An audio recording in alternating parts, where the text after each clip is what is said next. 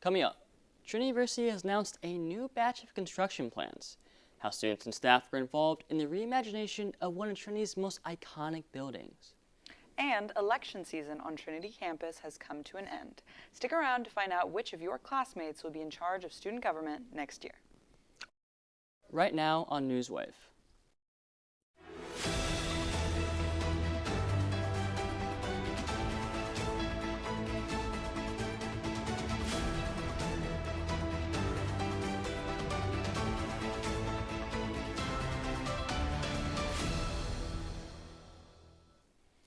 Good afternoon and welcome back to Newswave. Today is Friday, April 11th. I'm Angelina D'Elia. And I'm Luke McCauley. Coates Library is set to undergo renovations to update its infrastructure, expand student spaces, and implement new technology. In collaboration with students and faculty, the project aims to create a modern, multifunctional space while maintaining the mid-century design.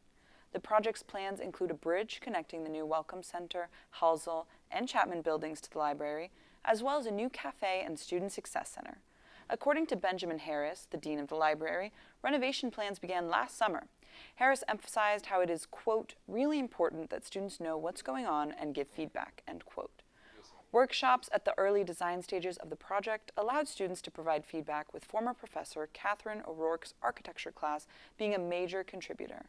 One student who took that class, senior art and Spanish major Sebastian Najera, said that the class's proposal aimed at, quote, maintaining the current feeling the library has. The third floor renovations are projected to cause minimal disturbances and will be completed by 2026. Up now, we got an inside look at how well Trinity University accommodates vegetarians through its dining plans. Newswave reporter Samantha Plummer spoke with vegetarian students about their on-campus dining options. Complaining about the food at Trinity is arguably one of students' favorite pastimes. Trinity isn't exactly known for its stellar dining, and that's if you have all the options available to you. For our students with dietary or health restrictions, finding foods they can eat, let alone enjoy, is a struggle. But the lack of options doesn't just mean your mac and cheese is too watery. It also means that we're not very sustainable. The typical meat-heavy American diet guzzles carbon dioxide down like there's no tomorrow. And you don't need to be pre-med to know that it's not healthy either. To be part of a more sustainable future, we're all going to need to be consuming significantly less meat. But how accessible is a plant-based diet at Trinity? In this video, we'll be diving into the benefits of plant-based diets while exploring the options Trinity students have as well. Let's get started. About a third of all greenhouse gas emissions is due to food. According to the UN, 14.5% of total emissions is due to meat and dairy production. However, this number could actually be much higher. The global rising demand for cheap meat means that the meat industry is not placing sustainability as its top priority. Meat is a huge driver in biodiversity loss and deforestation, and we all know that less trees means that less CO2 is being absorbed from the atmosphere. So factory farms aren't just inhumane, they're a huge factor in pollution. Methane from cow burps is in the air, and runoff pesticides and manure contaminate the water. As the GDP of developing countries increases, global demand for meat is only going to rise overall. However, Americans remain one of the highest consumers of meat. For example, the average American consumes 82 pounds of beef per year, compared to the global mean of 19.8. We've learned that eating meat is healthy in moderation, but we're nowhere near moderate levels now. So, how realistic is it to be plant-based while living on campus? To find out, we interviewed some Trinity vegetarians. I feel like it's honestly such a financial commitment that I wasn't really prepared for to be vegetarian on campus. Because of the lack of options, I end up having to pay for my meal plan and trying to cook my own food with this semi-dorm kitchen situation. The problem here is that, again, there's just not as much variety. I've only got options between 3 different things, and the one thing that they cycle through, which is the cooked vegetables, those are always not the most pleasant because, again, they only season them with oil and black pepper. My experience being a vegetarian on Trinity's campus has been pretty fine, I would say, because there are vegetarian options available like pretty much everywhere you go. So it's never like you're going to starve to death or go hungry or anything, but it's not the best. There's not world-class meals or anything. A big thank you to some of our on-campus vegetarians for speaking with us. We really appreciate your insight. While all of our interviewees have diverse perspectives of being meat-free at Trinity, it's clear that none of their experiences are overwhelmingly positive. We'd also like to offer our own perspectives. As a recent convert to vegetarianism, I can confidently say that eating meat-free here compared to not is much more difficult. I have a few options at Coates on rotation, and the food at Maybe that I can actually eat is often not nutritious, filling, or healthy. I'm not vegetarian, but due to cultural reasons, I don't eat pork or beef. So while I don't have the same level of restriction, it still can be difficult to get a variety of food. While eating a burger every once in a while isn't a bad thing, it's clear that we all need to do our part in reducing meat consumption to help mitigate the dangers of climate change. As global warming effects become more prominent every day, we all need to take a step in creating a smaller impact on our damaged Earth. Trinity Dining claims that the next semester will bring new and improved changes, including for those with dietary restrictions. Starting in fall 2025, all stations in Maybe will be open on the weekends, more restaurants and Coates will be open at night, and a campus dietitian will be available to all students. However, all of the updated meal plan options include less bonus bucks than before, which may make it harder for students who rely on Coates more than Maybe. Only time will tell if these new changes will help pave the way for a more sustainable future here at Trinity.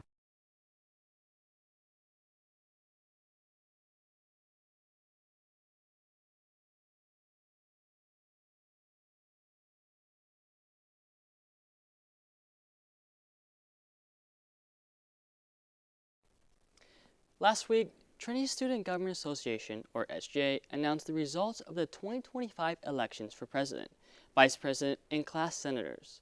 Rising senior Omar Ratrat will be the president of SGA for the 2025-2026 school year, while rising junior Malvin Stovall will serve as SGA's vice president.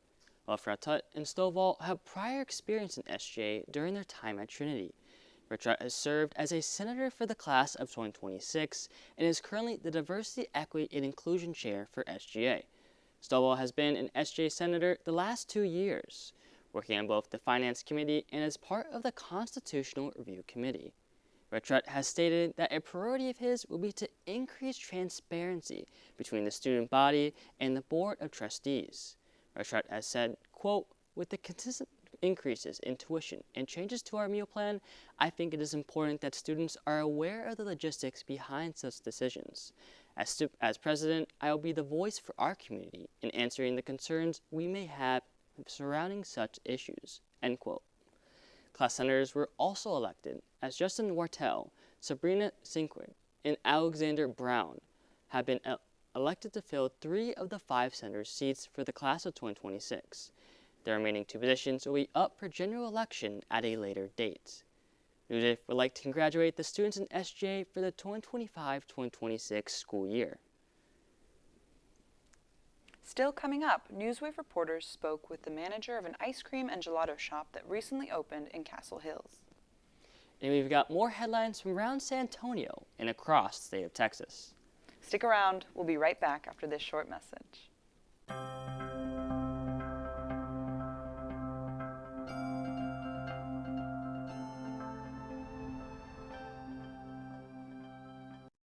Patriotism.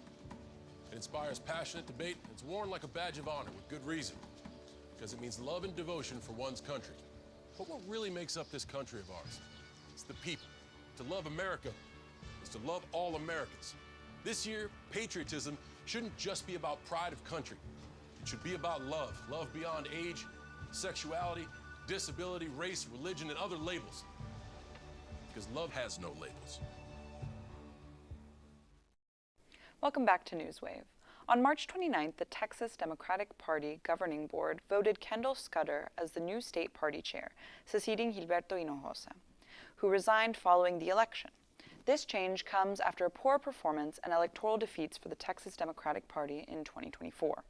According to the Texas Tribune, Scudder emphasized the need to rebuild the party's connection with grassroots supporters, stating, quote, "The reality is simply that Democrats on the ground don't have a lot of confidence in party leadership anymore."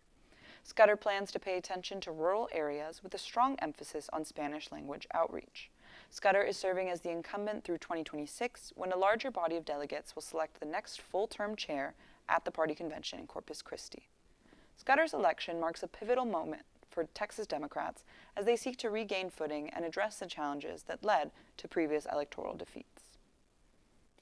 Earlier this spring, San Antonio welcomed Moolala, its newest ice cream shop, to Castle Hills. Last week, Newswave reporter Kate Klein had the privilege of speaking with the store's owner about its history and plans for the future. Take a look. Hey everyone, it's Kate here today with local finds at Moolala Ice Cream Shop. Moolala is owned and operated by Chef Hilda Villaseñor, who comes from a family of ice cream creators from Guadalajara, Mexico, where generations of her family have been developing unique recipes, and I could not be more excited to be here today with owner Hilda to ask some questions and see what's going on. Alrighty, Hilda, could you please share some more about your family's history with frozen treats and how these traditions influence the flavors and techniques used at Moolala? Yes, thank you. Thanks for being here. Well, it's a lovely history. My grandfather started this business just for love. It was his main idea at the beginning because he wanted to create a business for the people in the little town, Tocumbo, Michoacán. It's a little town in Mexico. And what he wants is to create something for the people of his town. So he created this business in Mexico City. He was the first ice cream shop. Oh my. Yes, it was the first one, like around 1948. And since that time, all my family, all my friends, we are working in this business. What would you say your future collaborations are with some businesses maybe in the area or just around the city? Yes, for sure. We are planning to collaborate with some restaurants and maybe some bakeries and coffee shops. Yeah. For example, with restaurants, we are planning to have like special flavors for the restaurants. Maybe the chefs can ask me for a special flavor for the restaurant. Well, I used to do that in Guadalajara. Nice. With some restaurants. They ask me for special flavors like burnt tortilla, like dragon fruit with mezcal. I don't know, like crazy flavors, or not crazy flavors, like special flavors for them. And then are there any particular ice cream flavors or gelato flavors you currently offer that you would say hold some sort of significance in your life or your family's? Well, I believe that maybe tamarind. Okay. I love tamarind. Yeah. It doesn't mean nothing special for my family. You just like the flavor. I just love the flavor. Yes. Yes. It's very well for me. Yeah. It's my favorite. Awesome. Yeah. And then I know you do like coffee as well. So do you have any particular pairing recommendations for like maybe an espresso with a coffee or any specific pairings that people should try? Yes. I believe that affogato, Okay. the people should try it because you will have the perfect gelato and the perfect coffee together. Yes. And does the ice cream, like the gelato, melt kind of in the coffee? I've never had one before, so I don't know. Well, the affogato is just a scoop of ice cream, and normally it's with the milk cream ice cream, Okay. and we add a espresso. Okay, a shot of espresso. Yeah, a shot of espresso, and it's amazing. Okay. And we already create a new beverage, and it's gelate, Ooh. and it's like a normal iced latte, but with gelato, Oh, wow. and it's fantastic. Okay. Thank you so much. And you said you really like tamarind. Do you have any other favorite flavors before we finish up? Yes, for sure, pistachio. Oh, that's my favorite. Pistachio is amazing. I will recommend that pistachio. I think that pistachio is one of my favorites as well. Me too. All right. Thank you so much, Hilda. Thank you. Thanks for being here. The sun was out this past week in San Antonio, and we hope you got outside to enjoy some of the beautiful weather. To let you know whether the good weather is here to stay, Newswave's chief meteorologist Luke Morton has your weekly weather update.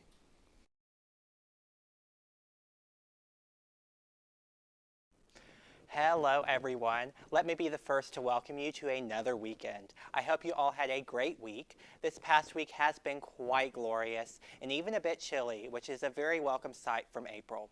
Unfortunately, the warmer weather is back and is here to stay for a little while, but at least we got a nice reprieve from it this past week. Looking forward to your weekend. It should be pretty nice. It will get quite warm in the afternoons with highs close to 90 degrees for both days. However, we do have some dry air in place, which will cool us off nicely during the evenings with lows in the upper 50s. Skies should be mostly sunny on both days, so enjoy. Next week is a continuation of the weekend with highs in the upper 80s and lows in the mid-60s under partly to mostly sunny skies.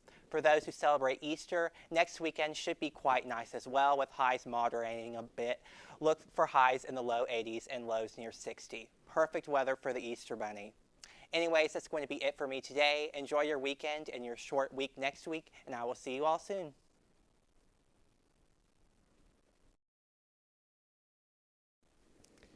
Blake Brickman, David Maxwell, Mark Penley, and Ryan Vassar were awarded a combined $6.6 million after they sued Texas Attorney General Ken Paxton, claiming he fired them in retaliation efforts after they reported him to the FBI for allegedly abusing his office.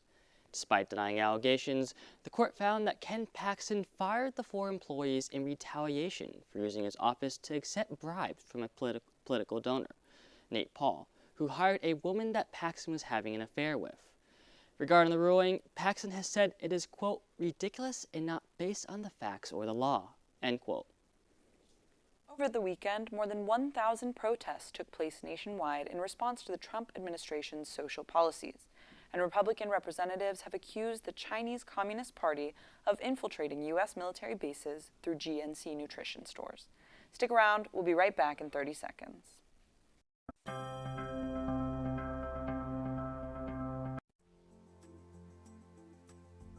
How far you go in life depends on your being tender with the young, compassionate with the aged, sympathetic with the striving, and tolerant of the weak and the strong. Because someday in life you will have been all of these. All of us want to do well, but if we do not do good too, then doing well will never be enough.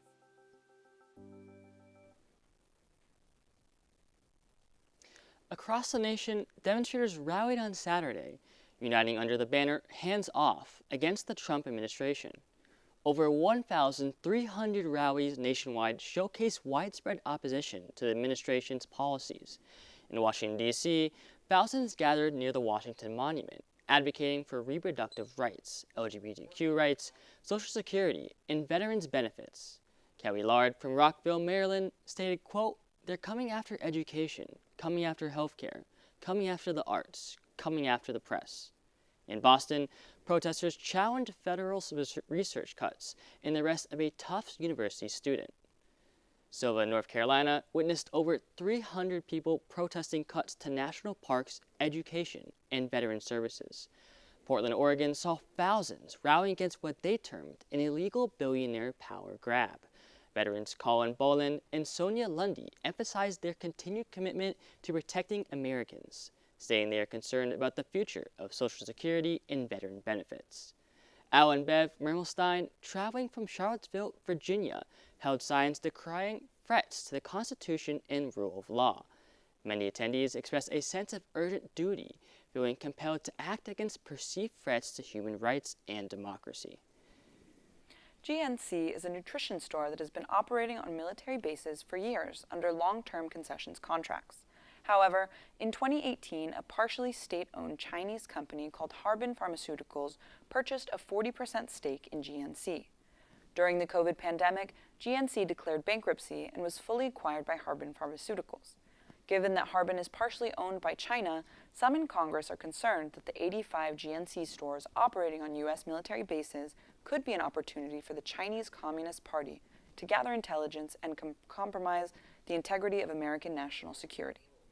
Quote, "This is actually a situation where the CCP is operating on our military bases," end quote, said Representative Pat Harrigan of North Carolina, who recently sponsored the Military Installation Retail Security Act, which would ban companies of Chinese, North Korean, Iranian, or Russian ownership from operating on military bases. According to Harrigan, the store could be used by the Chinese government to monitor deployment cycles based on changes in purchasing patterns. Additionally, the GNC locations could pose cyber risks because in-store Wi-Fi and mobile data tracking could reveal troop geolocations. So far, Harrigan's bill has been introduced to the House of Representatives and referred to the House Committee on Armed Services. A recent turndown in the stock market has Americans close to retirement concerned about their savings. With threats of an upcoming recession making people feel uneasy, Treasury Secretary Scott Bessent appeared on NBC's News Meet the Press and stressed the Trump administration is creating long-term prosperity in the market. He also reiterated that Americans should not worry about the market day-to-day, but instead should look at trends over a long period of time. Bessent said, quote, "People have a long-term view. The reason the stock market is considered a good investment is because it's a long-term investment. If you look day-to-day, week-to-week, it's very risky. Over the long term, it's a good investment," end quote. While Bessent in the Trump administration tried to promote optimism surrounding the stock market, Democrats in Congress took a decidedly different tone, with Senator Adam Schiff of California saying, quote, "He's wrecking our economy.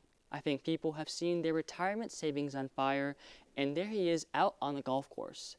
That may end up the most enduring image of Trump's presidency. That is the president out of the golf course while people's retirement is in flames," end quote.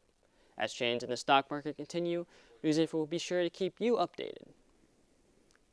When we come back, Newswave sports editor Kayla Breed has your weekly sports update, and how the leader of France's far-right movement has lost her ability to run for president and risks imprisonment. Don't go anywhere. We'll be right back after this short message.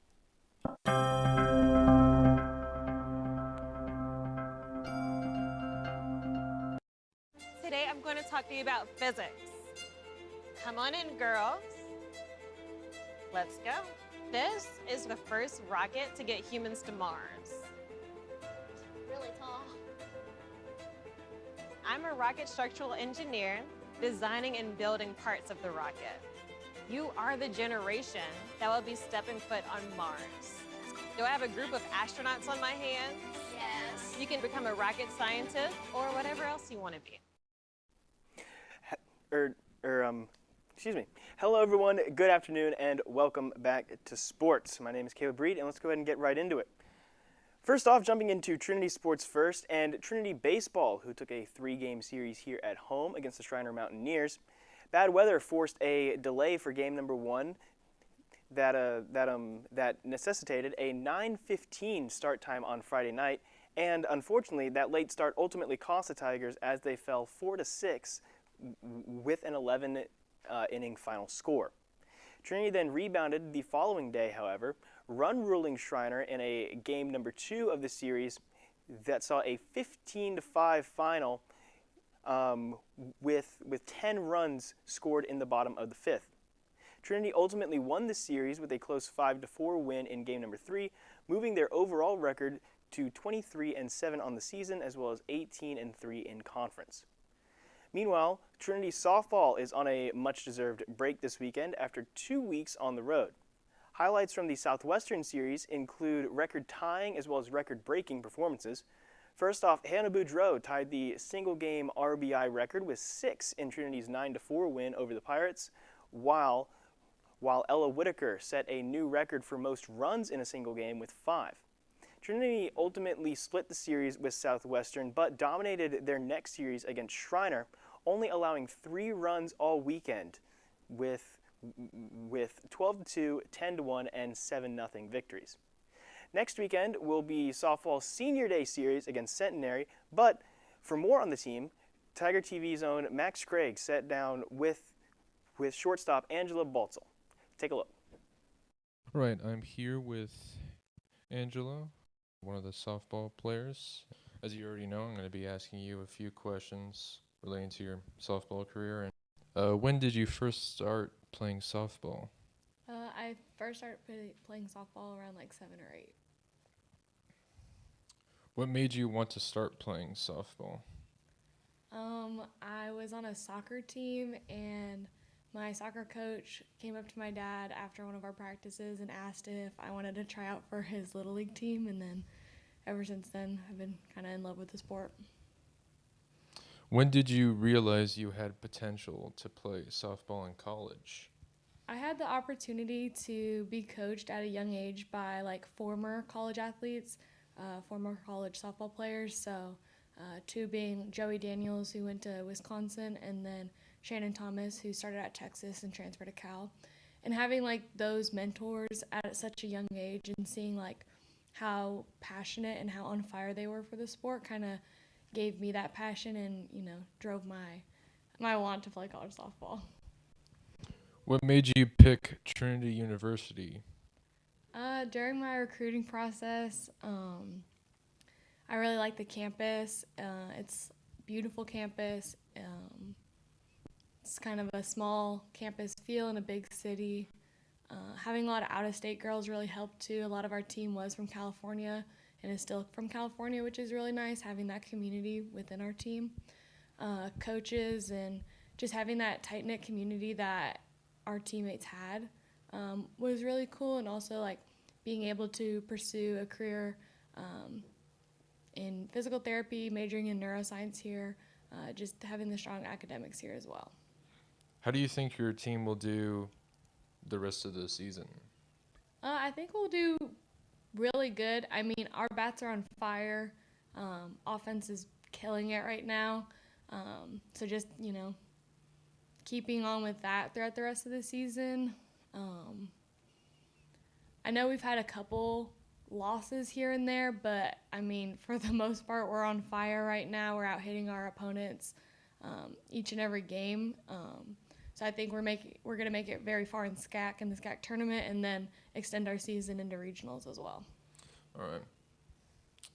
Do you think your defense side is also good?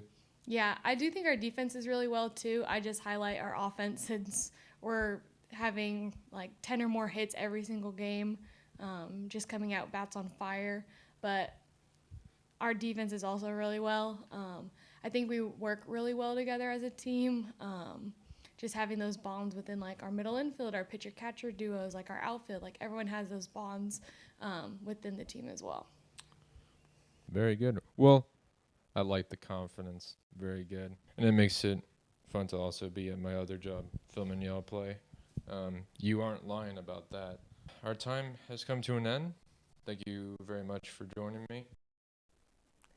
Now, if you were in the San Antonio area last week, you might have seen one of these flying around the city. One of two blimps featuring NBA legends Charles Barkley as well as Magic Johnson for a campaign for Capital One. These two blimps were in town for a very special occasion, the Final Four. This year's men's Final Four featured four incredible teams for yet another year, featuring an SEC rematch between Auburn and Florida, as well as a tightly contested game between Houston and Duke. Florida and Houston were the two teams that ultimately made it to the final, and it was a game for the ages, going down to the final possession to ultimately seal victory for the Florida Gators. This is the third national championship in program history for Florida, and their first since the 2006 to 2007 season. This is also the fifth time that the Alamo City has hosted the Final Four, with the NCAA making its stop here in 1998, 2004, 2008, and 2018 before this year. That is going to be it from me. Remember to tune in next Friday to softball on the Tiger Network, and I will see you all very soon. Take care, everybody.